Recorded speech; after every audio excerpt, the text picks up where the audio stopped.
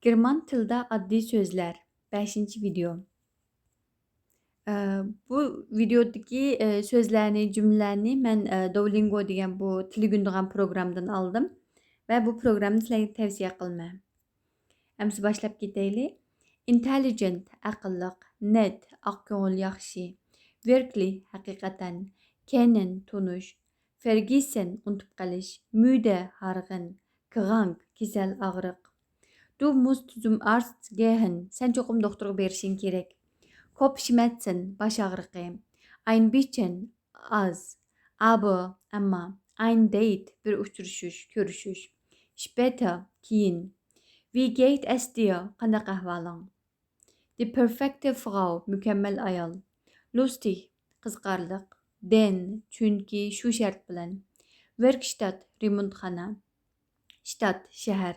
Ort, yer. Neben, yenida. Sie ist perfect for me. O men için mükemmel.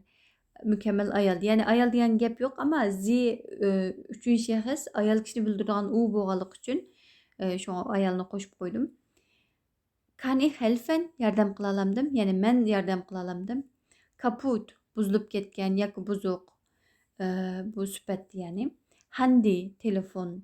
Natürlich, albatta. Dan, bunun keyin, undan boshqa, onun ustiga degan ma'nolar bor. Denn, çünkü. Ich habe ein Problem mit meinem Auto. Yani maşinamda bir mesele var. Yani maşinam buzulup kaldı deb tercüme qilsam bo'ldi. Ich arbeite da am Wochenende. Men hafta axirlari u yerda ishlayman. Ich muss mit dir sprechen. Sen bilan paranglashishim kerak. Ich möchte so gern einen Hund haben. Bir itim bo'lishini bek arzu qilatdim. Schmutzig, meynet, sauber, pakiz, fertig, tugidi, tayyor, tamam deganday ma'nolar bor. Klassenzimmer, sinf. Was machst du? Nim qilyapsan? Gleich, o'xshash. Helfen, yordam qilish. Malen, rasm sizish. Vielleicht, belkim. Aber ich habe nichts zu tun. Ama mening qilg'udagi ishim yo'q. Nichts.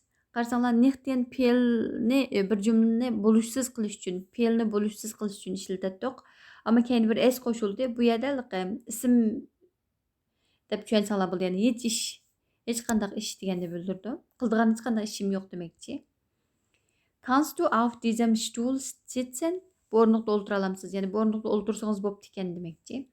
Langweilig, zerikishlik, Kunst, san'at, Kopf, baş, Augen, ko'z, genau, aniq, Bild, resim, schön, chiroyli, go'zal, hässlich, sad, die Eltern, ata-ona, die Ziege, o'chka, die Biene, hara, die Frosch, paqa, Sport, tanharkat, spazieren, mengish, sayli qilish, yani asta mengib sayli qilish degandek tushunsanglar bo'ldi.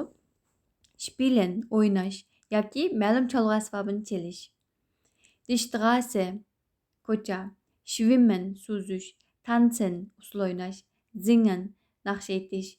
Welchen Sport willst du machen? Qaysi tanharkat turini qilishni xohlaysan? deydi. Amsa bu so'zlarning sizlarning so'zli xazinalarini berishni orzu qilma. Auf Wiedersehen.